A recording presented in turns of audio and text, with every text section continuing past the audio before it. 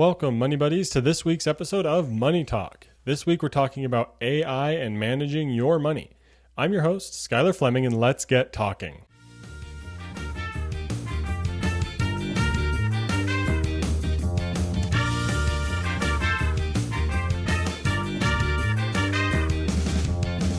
This week we are going to go to a topic that I've covered before on the show, and that's AI and your money. Can you trust the robots to manage your money? Should you give all of your data to ChatGPT or Claude and let it run wild? While they may not be a great substitute for true face-to-face money talks, what can they do well? Today we're going to talk about just that. What can you use AI and technology for to help you with your personal finances? Can you use it to solve your next money fight or help settle a debate? Let's find out. I brought on a money buddy today who is here to talk about just that. Ronika reached out to me about the possibility of doing an AI-focused episode, so I am very excited to talk about this one today because the last time I talked about AI and money, it was a solo episode. And this episode and podcast, they are not written by AI, and we're going to have a real human conversation today about the potential that this technology plays when it comes to managing our money. And one thing that everyone knows in my life is that I enjoy technology, so this episode is right up my alley, and I cannot wait to talk about it. I love automation and seeing how technology can help us improve our lives. So if you're like me, you're in for a great money talk today. As always, be sure to take the money talking points and share them with a friend or family member and start your own money talk. A quick reminder about episode 200. It's coming up very soon, and I am looking to do an Ask Me Anything episode for episode 200. So please share your questions with me. Leave a comment on Spotify, YouTube, email me, reach out on social media. There are so many ways to reach me. Please send me your questions. I want to answer any question that you might have for me. Real quick story time, and also speaking of technology and vacations, I got a couple things to talk about here.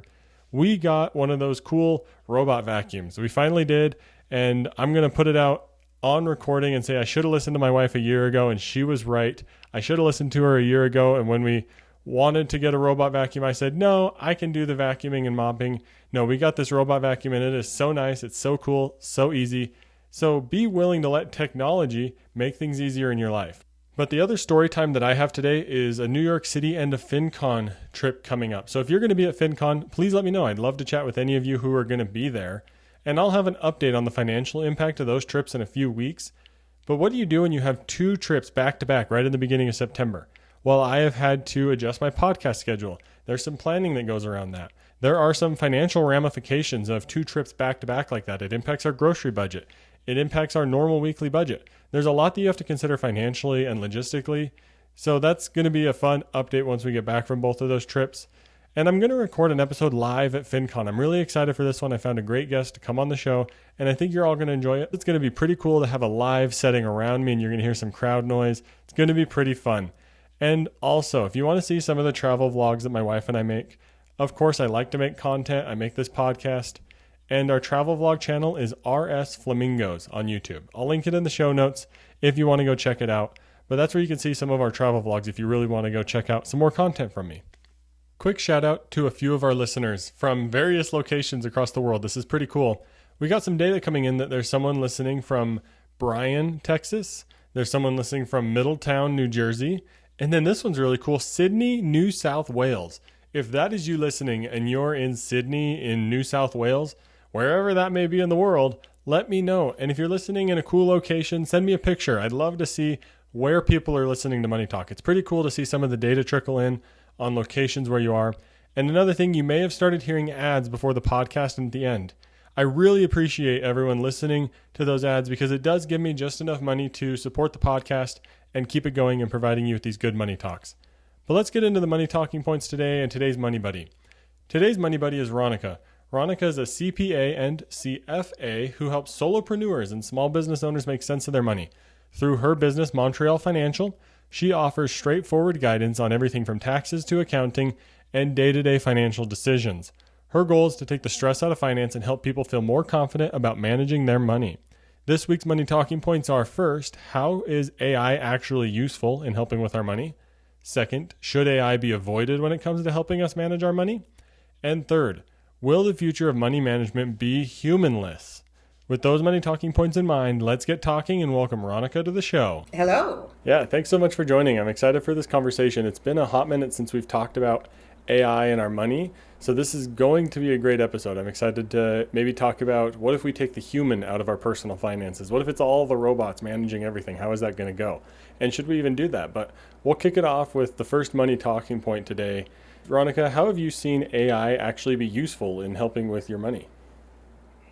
Okay, so first of all, AI has certainly changed the way that I have worked in general. And as someone who, my expertise is in small business finances, but I also help people with personal finances as well. And so I have found AI to be an incredible starting place for Mm. questions that relate to whatever I'm helping someone with. With ChatGPT, which is what I use, I have gotten a personal virtual assistant.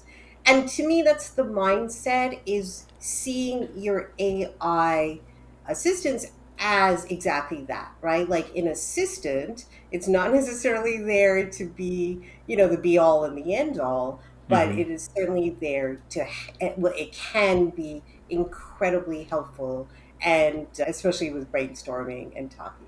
Yeah, I like using it as a starting point as well. For me, I use it to help with my podcast. It certainly doesn't write everything because I tried that at one point and it made me feel disconnected from what I was trying to write and create. If you try to use it for absolutely everything, you're going to begin to feel disconnected with your money decisions and so on.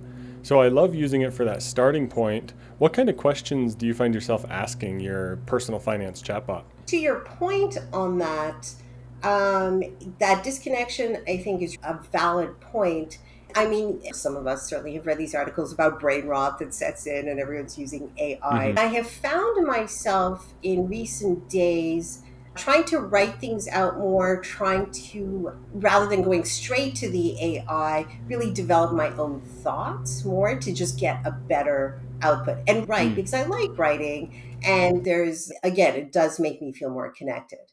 But in terms of how I use it for personal finances, I will use it to ask questions about concepts that I don't necessarily fully understand.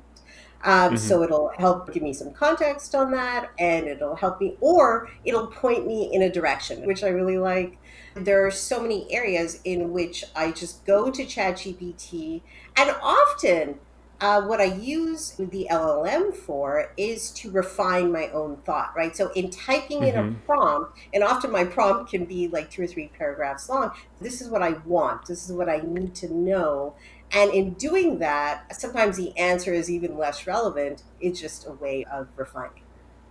Yeah, I love the point there you say about it gets you moving in the right direction because if you're asking ChatGPT or Claude or whatever tool you'd like to use, if you're just asking it straight out, how can I save money on taxes? But one, you're not giving it sufficient data because you would have to give any sort of CPA or tax professional sufficient data anyway. So if you're going to use these tools in that fashion, you got to make sure you're giving it data, which could get us into a whole conversation around data privacy and stuff like that, but we'll save that for another day.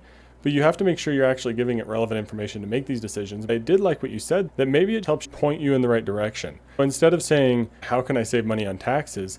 Perhaps you say, I'm considering using an IRA and I've heard it can save money on taxes, but I'm not quite sure how that works. Can you explain some of the ways that IRAs can impact your tax situation? Stuff like that can get you some quick reading to say, oh, I didn't know that a traditional IRA's contributions were tax deductible. Maybe you didn't know that because you've only used Roth IRAs. And there's a little back and forth you can do just to begin to understand your situation and know a correct direction to head in. I really like that a whole lot more of using it to point you in a direction because if you're asking it a question that you aren't confident in or maybe you don't understand, there is that element of what if it just gives you the wrong answer? Like, what if it tells you that contributing to a taxable brokerage account is actually tax free when it's really not. And now you're expecting this tax free wealth machine to just keep generating you cash because Yep. ChatGPT said so. Guess what? The IRS isn't going to give you your taxes back because ChatGPT said so. I'd love to be So, able to use ChatGPT as a source. right. That's really funny. Yeah, I Yeah. want ChatGPT to represent me in front of the IRS. That doesn't sound like a problem at all. I was just going to say, and again, further to your point, it's all about context, right? And the more Mm-hmm. you give it, the better your answers are going to be. And this is how I characterize ChatGPT again, which is the tool I use most frequently, is it's in some senses it's a people pleaser, right? And so as Yep. a Mm-hmm. people pleaser, it will often just give you the answer that you want, right? If you press it hard enough. Mm-hmm. And so it's really, as you said, important to be careful with the responses that you receive. But again, the more context you give it, the better your answers are going to be. So it's really important that you think through that. Yeah, and there's one way that I've heard these large language models explained is that if they give you the wrong answer, they will always give you the wrong answer very confidently. They will tell Yes. you that absolutely this is what you should do, even though it's completely incorrect. Like they are 100% certain that they're giving you the wrong answer. I specialize in Canadian tax. And so I Hmm. have asked it questions that I know to be absolutely Yep, wrong. that's And then always I fun. correct. They're like, oh, yeah, yeah, no, you're right. It'll double down on its wrong answer some of the time, or it just gets very confused. And so that is a real risk, especially with Yeah. technical subjects. Yeah, and if you want a quick way to remember that you're dealing with a technology and it's not perfect, come up with some sort of prompt that you know the answer to that maybe requires you to think a little bit more like complexly about, or it's a little more complicated. Like for me, anytime these AI tools get an upgrade, I have this prompt that I've already pre-built of a certain commute using public transit and my bike. I would put in this prompt saying, get me from this point to this point using an e-bike, public transit, and then an e-bike, and it never gets it right. And once it gets that right in terms of what time I need to leave, what train to catch, then I'll know that AI has made it. But if you figure out some sort of tool that you can use to test it against, just as a quick reminder to say, yeah, I shouldn't take everything this thing says as 100% gospel truth. When I would ask it that prompt, it would just say, you need to catch the 7:13 a.m. train that doesn't exist. So you need to give yourself a quick reminder that these tools are a little flawed still.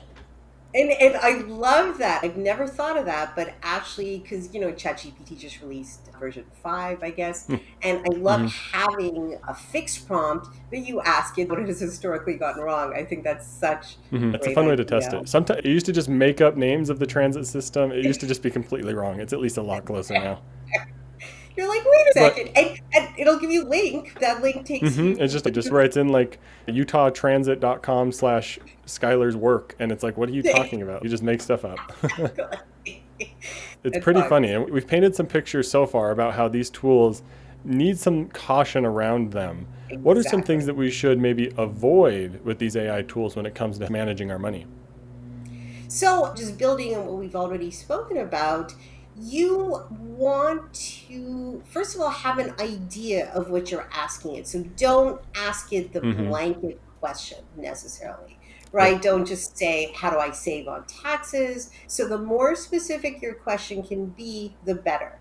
Mm-hmm. Also, areas in which, and so certainly ChatGPT has this empathy built into it, but they're not Mm-hmm. human, right? And without context, they're going to give you an answer. And so an LLM at its core is a pattern recognition system. So what Yep. it's doing, it's taking millions, billions of lines of data and turning that into patterns, which is amazing and interesting. But the thing is, it's still taking what's out there, which is not necessarily your situation. So you can get much closer to your situation with LLMs by typing in more about your context rather than just putting that into Google, Mm-hmm. which you could never do. You could write 2 paragraphs about your situation, it would still give you the same answers, right? Mm-hmm. So this is certainly an improvement upon that, but you don't want to take that as gospel. You want to take it as a starting point from which you decide, and you have to use critical thinking and judgment. And so many of these decisions, some aren't. What tool should I use to track my expenses? You don't necessarily need that much critical thinking in that. Mm-hmm. But should I be taking this major life event? Again, great starting point using the LLM, but then you move on to speaking to someone who has some expertise Mm-hmm. in the subject. Yeah, using it as a more complex search engine can get you more in the correct direction. I think is a fantastic way to use it, especially with money because they've started integrating more search results where it'll show you actual people or websites. I've seen people find my podcast through ChatGPT or things like that because they ask Yeah. for a podcast that's similar to certain things that they're interested in, and then it'll say, "Hey, here's a link to an actual website that can teach you about money." But that does it for these money talking points. That was a phenomenal conversation right there. There's a third one that I'm going to save for the audience to take to their family and friends to talk about. And that is, will the future of money management be humanless? I don't think it will be. We'll talk about that more after the interview today, but I want all the listeners to make sure to take that question. Ask your family and friends, how do you think that'll pan out? I don't think it'll go well. I think there will certainly be humans involved in it, but I do want to move us towards a conversation. Let's get a little bit more into detail about using AI with our money and some of the decision making. Maybe it can help us settle fights and differences, even though there was one point that you mentioned, it's not human. And sometimes there can be those more human elements in these money fights, right? A perfect example that I've shared before is my wife and I trying to figure out how quickly to pay off her student loans from her PA program. There was a whole lot more that went into that decision than just the math, because if it was the math, I know how to figure that out on a spreadsheet. The chatbot knows how to figure that out on a spreadsheet. So we're going to dive a little bit more here into some of the nitty gritty of how this tool can maybe get in the way or help us out. Ronika, I want to ask you a question. How can people aid decision making with their AI when it comes to finances? Okay, that's a great question. Let's take your example of trying to work through some kind of money management with a spouse, a Mm-hmm. partner in business, or whatever. My starting point for that would be to ask ways in which I would think about this issue, right? Like, Mm-hmm. because so if you're on your own, you might just think, okay, I'll put it all into a spreadsheet. This is, and we'll share it 50-50 or whatever. But that doesn't take into account, as you mentioned, right, the communication, the compromise that's involved or whatever. But there may be other ways of doing it. And I personally Mm-hmm. love using AI for exactly that. Be creative, and that will be part of my prompt in ways that I can solve this problem. The important thing to remember is that what AI does really well is it gives you options, right? And Mm-hmm. those options help you expand on what you can do, how you can solve a specific problem. But then you take those options, you evaluate them, you critically evaluate them, and then you decide what you need to do. Broadly speaking, that's how it helps in decision making. And I have used it a lot in that context. Mm. Just help me work through this problem and give me those options. Yeah, I love that idea of having it just give you a list of different options. And the thing that I like to do when I'm prompting these chatbots is to have it interview me before giving a recommendation.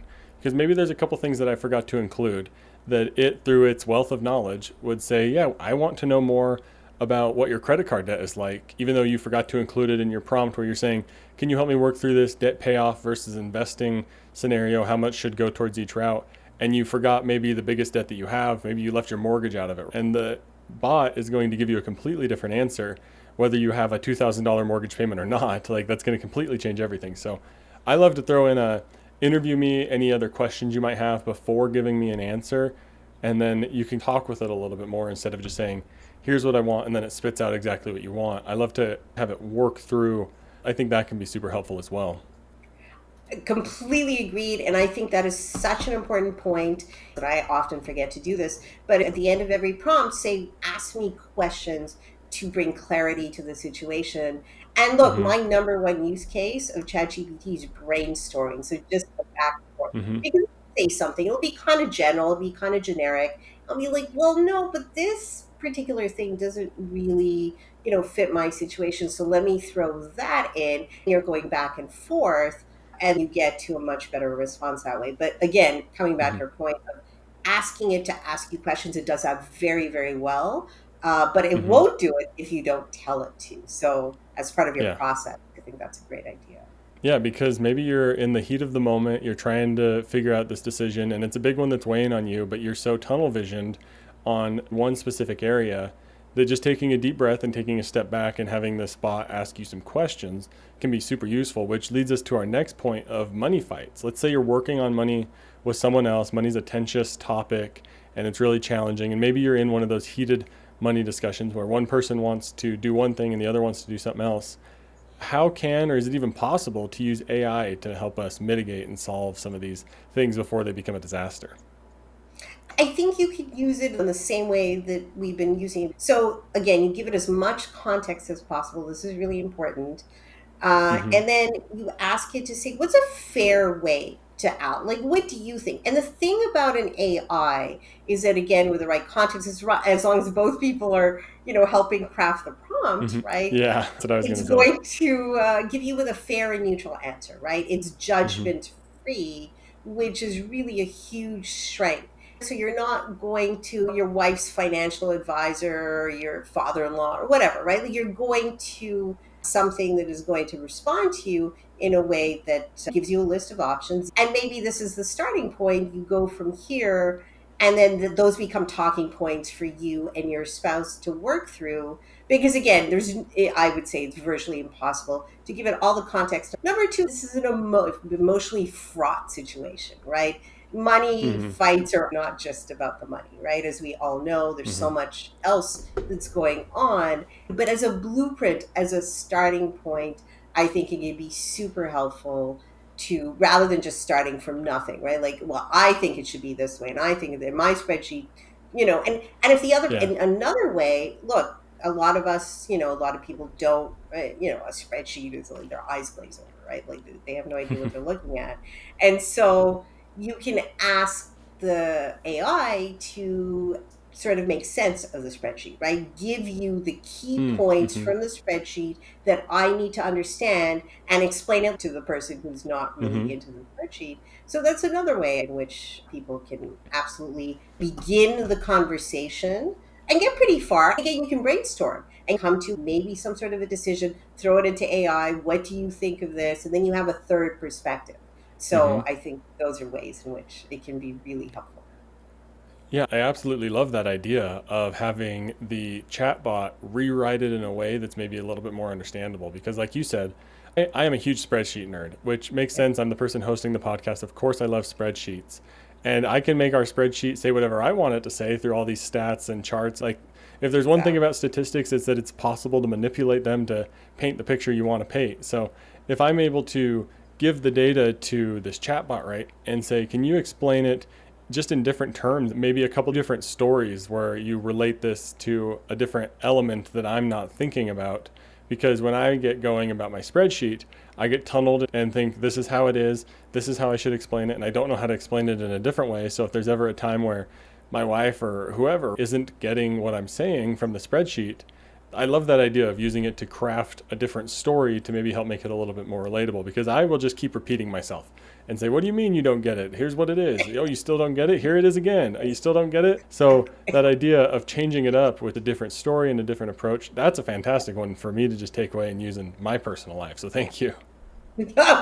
My pleasure. And again, just to build on that, you have this third party, right? An Mm-hmm. ostensibly neutral third party who is helping you on both sides of it. And again, you both have to be involved in sitting at your computer, typing it in. But Mm-hmm. yeah, it goes for concepts that I don't understand, of which there are many. I am also a spreadsheet nerd. But for technical concepts like engineering or home, I'm in the middle of a home renovation right now. I don't understand like 80% of it. So yeah, exactly. Yeah, that's fantastic. Using it to repaint a picture and telling a story maybe in a fun way or something, that's fantastic. But let's get into some questions that maybe go into that third money talking point that we mentioned about the future of money being human. I want to ask you and get your take on this. What are we missing out if we're only talking to robots about money? If all we're doing is a chatbot money talk, what are we missing out on? Well, you're missing out, most fundamentally, you're missing out on that human connection, right? Mm-hmm. And I say I go to an LLM with my question and I'm going to give it a ton of context. I put it in, it gives me a good answer, right? Or I go to a financial advisor with many years of experience who reads me, right? And knows things about me that I wouldn't think are Mm-hmm. relevant. And there's an intuitive interaction that happens between two humans, right? Multiple Mm-hmm. humans, that is essential. I mean, I don't know if it'll ever be able to replace that because we get information about people through body language, We get information about people. And I know in my own consultations, somebody will come to me with a very simple question, right? Should I incorporate? Whatever. It might take the whole hour just to talk about their situation, ask them questions. I love your example of if you were to just ask a chatbot, should I incorporate? The chatbot's going to say, yes, incorporating can provide you great tax benefits and protection of assets. It's just going to tell you yes. It's not going to come back and say, well, wait, let's think about some of this. Maybe your tax return last year, maybe it wouldn't be favorable to do it yet. Maybe we should wait another year. It just doesn't know all that right out the gate or those questions to ask. It's just going to be a yes man and tell you yes. And to relate it to your personal finances with that point I brought up earlier about should I invest money? It's going to say, yes, investing money can be a great way to grow savings tax deferred. It's always going to say yes and give you some good reasons. It's not going to really dig when you just ask it those baseline questions. If you were to come to me and ask your money questions, I would probably say, well, what does your debt situation look like? Are you struggling with student loans? Do you need to pay those off first? What does your workplace retirement account look like? Because the chatbot has no idea that you have a 401k with a phenomenal match. It's going to tell you yes. It's not going to say, no, wait a second, we should probably go in a little bit more detailed. And another one that I thought of is things like family history or cultural backgrounds that may relate to real money scripts that you have. Like maybe you're terrified to invest because you've seen your parents go through the Great Depression or the Great Recession a couple of years ago. Like you're terrified to invest and the chatbot has no idea that is an impact on your behavioral decision making. But a financial planner who's worked with a lot of people your age knows that can be a common stumbling block for people and you don't even realize it yourself. So how are you going to tell the chatbot that I have this big block because of the Great Recession about investing? So I love that one. That's a huge reason to have human face-to-face money talks. And I was, as you were talking, but you brought it up and you said it perfectly, but you get a sense. So I talk a lot about limiting money beliefs, right? But that only comes through in your conversation. You don't know, as you said, you don't know that you have. Your money decisions are deeply tied into the sum of your experiences, who you are, your personality. Am I good at this? Do I need accountability? There's all of these things that, again, a good personal financial advisor or just a money person that you talk to will be able to capture that. And AI will give you a 20-page plan. It'll be perfect in every way, but you'll just be like, in 2 months, you'll be like, yeah, I'm not going to. It hasn't really captured the thing that is preventing you from doing it in the first place. Yep. Yeah. You weren't able to sit down with another human and have a real conversation about how investing right now is difficult because we don't know what's going to happen. But if you do this instead and they're able to educate and empathize with you, like you mentioned, that's a trait that's missing. Or they're able to say, yeah, maybe we shouldn't invest right now. Like imagine that, because maybe it is a bad idea because it's so emotionally charged that doing it this moment would just make you fall away from the plan. We need to make baby steps into it. And that's something that a human can deliver that technology really can't. Yeah, totally agreed. I want to talk a little bit more about other forms of technology. There's automation, there's apps, there's all these other sorts of things. And I mentioned earlier in the episode that privacy concerns are certainly a thing. I wouldn't want to go giving ChatGPT or whoever all of my bank account logins, right? I know there's a agentic AI browser coming out right now from, I believe it's Perplexity. Their browser can do things for you. It's really cool if you watch some YouTube videos about it. Create a PDF of a bunch of different YouTube video tabs that they had open so that they didn't have to watch them themselves. It just kind of did the research for them and moved through all the tabs. It listened to the transcripts and wrote this big document. And the person on the video said, the one thing I haven't done is logged into a bank account with this app yet, because who knows what it would do? Like maybe it could get nefarious, right? Like that could be a little bit of a scary use case where you tell it in that chatbot browser, say, can you manage my money to tax loss harvest my stocks that would be appropriate under these circumstances, and then transfer the cash to this account? And what if it transfers the cash to its own account that it has deep in the LLM, or someone else's account number is in the LLM, so it just transposes it and crosses wires? That's like a scary apocalyptic type of thing happening. How can people use technology without giving all this info to their chatbots to avoid that nightmare scenario that I just outlined? How can we still use technology with our money? So look, everyone has different levels of comfort. You and I are probably similar in how much we want to give. Hmm. to these apps and these agents. You have to assess your own level of comfort, and you also have to assess the risk, right? So, look, what you said about these agentic AIs going in and taking actions on your behalf, there is a worst case scenario where you do lose all your money, right? Like that is Hmm. an outcome. The risk of that is very low, but it is possible, especially given that they're untested, right? So you want to assess your risk. I always want to look at worst case scenarios, outcomes, and see what the possibility of this happening is versus the benefits of allowing this Hmm. to do it for me. And so we're in the situation with why are so many of us using these AI tools? And one of the biggest reasons is obviously just to save time, right? But there's Hmm. a point in which saving time, it comes with these risks. You want to make sure that the technology is absolutely tested, comes with guarantees, and potentially, if they have access to your banking information, some kind of insurance, right? Or something in their terms Hmm. and conditions that Separate login, compensates you. something. I use QuickBooks Online, for example. I do use QuickBooks Online. I Hmm. give it my login information for my bank and it downloads my transaction.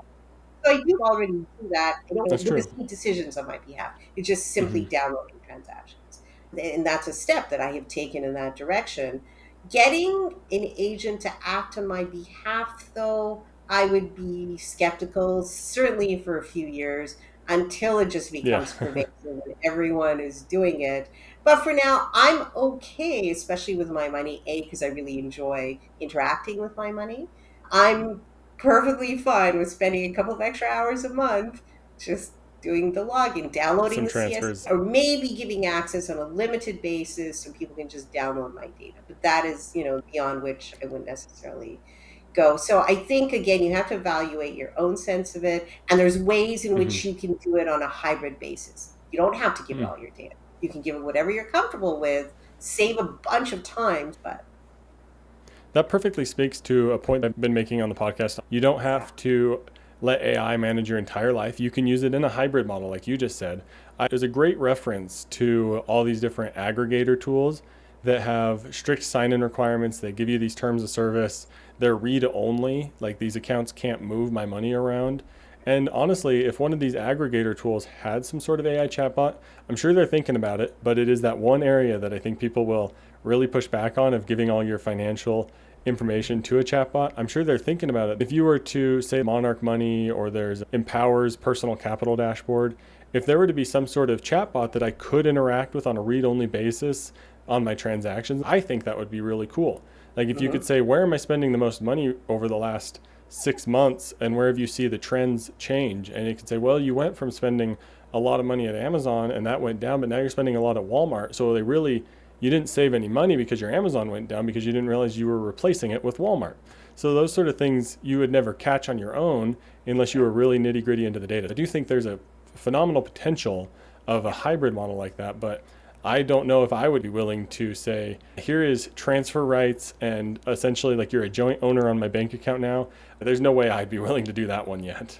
Oh, same with me. And but the thing is, in this hybrid model where it can glean insights, it's amazing. Like, really Hmm. save you money, hundreds, if not thousands, but certainly hundreds of dollars a year. We all have all these subscriptions, right? Like I have a bunch of Hmm. subscriptions. But just having a review of that on a regular basis. And you could even use like something like ChatGPT for that. But ideally these budgeting apps, some of them are amazing. I've heard of Monarch. I think Rocket Money is one of them. Hmm.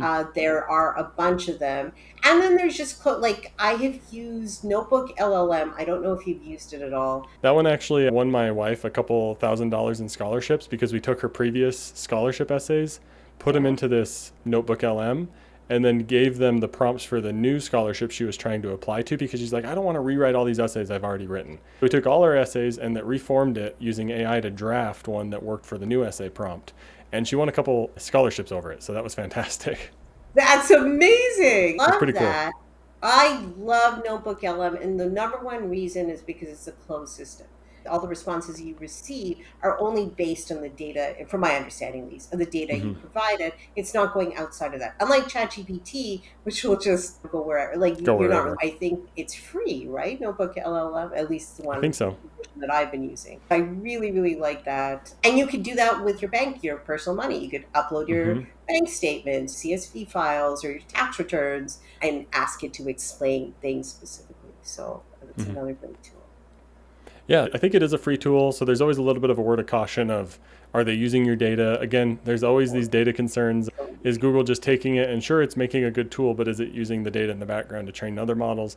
I don't know for sure. I don't know that I have a huge stance on that, but I always like to mention it because maybe you do and you want to look into that more. Ronika, this has been a fantastic conversation about one of my favorite topics. So thank you for coming on. I got two final questions for you here. Yeah. The first one's going to be, how can people contact with you, or how can they connect with you online?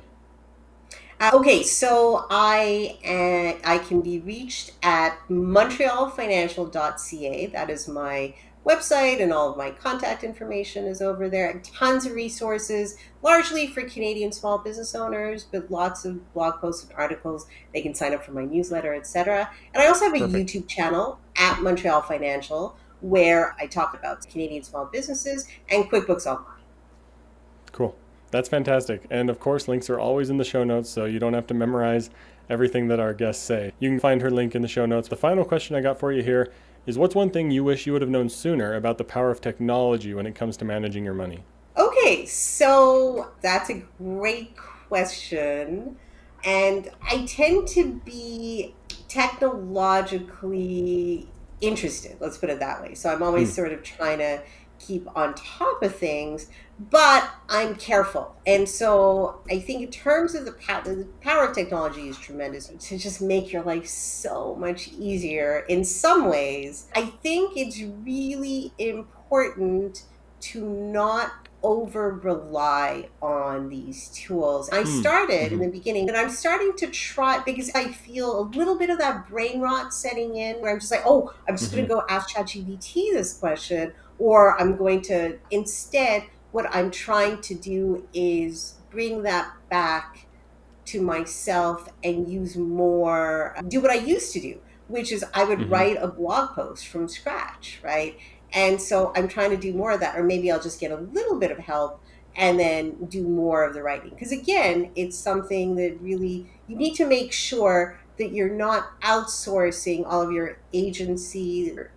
You're keeping some of that within yourself to maintain your creativity, to maintain your personality. Like all of that is really important. That's fantastic. That's such a great way to put it too, because we've been talking about technology this whole time, and someone's probably listening saying, yeah, I love it. I'm going to go use Notebook LM, ChatGPT, and Claude. They're all going to talk to each other and make my decisions for me. But that's such a fantastic idea to put the brakes on, take a deep breath, have a little bit of your own creativity still in your decision making. Ronika, this has been a fantastic conversation. Thank you so much for coming on the podcast. Thank you, Skylar. I agree. It's so much fun. And it is one of my favorite topics. It's so endlessly interesting.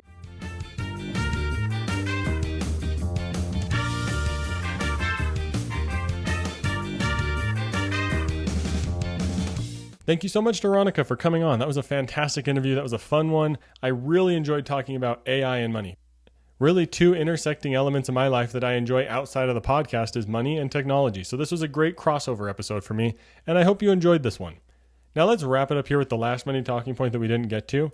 We kind of touched on this one here and there throughout the conversation and throughout today's money talk, but I want to address this one directly.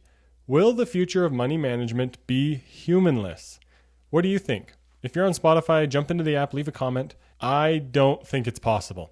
I don't see how it would be possible. People need to be involved because people are the ones who are impacted by these money, behavioral, emotional, and just overall financial decisions. There is so much more than just math to our finances, and I've had a couple episodes on my show talking about how money's more than just math. And I love to say, if money was just math, these computers that we have in our pockets or the supercomputers out there, they would be able to figure out the exact right way for us to manage our money, because if it was just math, a computer can do math very quickly and very easily. It is so much more than just math. You have to talk to real people to get into the details. There's been some changes in my wife and I's financial life with me not having a regular W-2 day job right now that we're working through, and there's some struggles going on in our budget meetings and things like that. And if money was just math, it would be easy to figure out. We can figure out the math. I can do the math. We have to decide between 3 potential decision paths, which way we're going to make the math work. And it's going to work out each way, but each one has different emotional and behavioral ramifications in our mind. Do we pay things down now so that our cash flow going forward is higher? Do we use up all of our cash flow in the future? How do we want to approach it? We wouldn't even have to bother with money if it was just math. It would be so easy. So I'll get off my soapbox now. I think it would be impossible for the future of money management to be humanless. And that is a wrap on today's episode. We dove into the world of AI and money, basically the financial equivalent to mixing peanut butter and jelly, or in some cases, oil and water. It may not always mix. We kicked off things by exploring how AI can be our trusty sidekick in money management, from crunching numbers faster than a caffeinated accountant. We then weighed the pros and cons of chatting with robots versus real human money talks. And it turns out, while AI can give you financial advice without judgment, it might miss that human touch that is needed. Like, it's not going to provide you a virtual shoulder to cry on because your stocks are struggling or you're having a tough budget meeting.